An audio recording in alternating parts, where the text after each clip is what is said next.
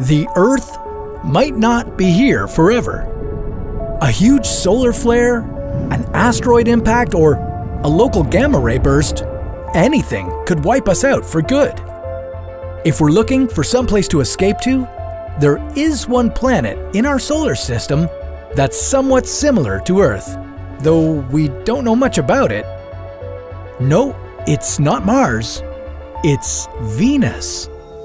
Not only are Earth and Venus about the same size, they both have identical interiors with partially liquid cores, mantles, and crusts. Yet Venus happens to be the most hostile terrestrial planet in the solar system. But what if I told you that you could explore this hot planet without ever setting foot on it? This is What If? And here's what would happen if we built cloud cities on Venus. Venus isn't a place you'd want to land on.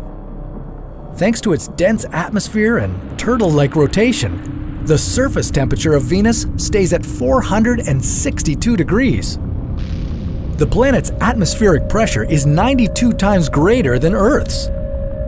Because of such high pressure, anything entering the atmosphere of Venus gets immediately crushed before it reaches the planet's volcanic surface.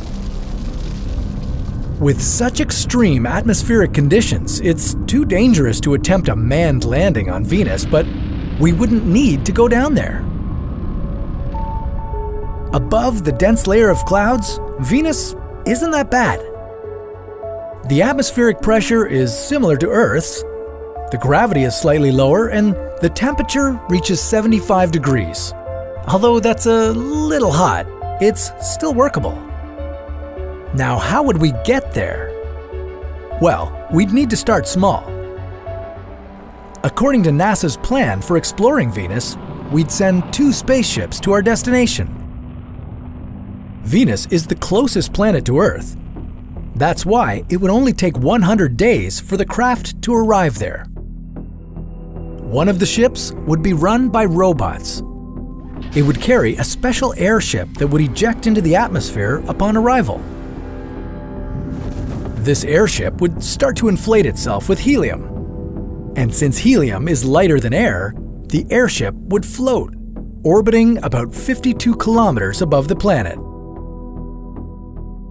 The second spaceship would have a crew of 2 people. It would link up with the airship orbiting Venus. The crew would have 30 days to make all the environmental assessments.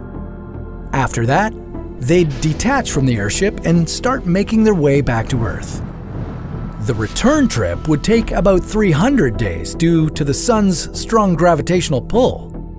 But even with that, the complete mission wouldn't take longer than 450 days. After analyzing the information from the first mission, we'd begin to plan our next trip to Venus. But this time, we'd stay there longer. The next crew would have a year to study the planet and its atmosphere. One of the things they'd be looking for on Venus would be life. Scientists think that because microbes on Earth can thrive in acidic conditions surrounded by sulfur, there could be life found in the Venusian atmosphere. After the end of the second mission, we would start preparing to stay on Venus permanently. We would begin building cloud cities, where future generations of humans would live and hopefully continue to explore space and the origins of life in it. They might even solve the pressure problem. From there, they would terraform the planet and settle down on the once hostile Venusian surface. But that's a story for another What If.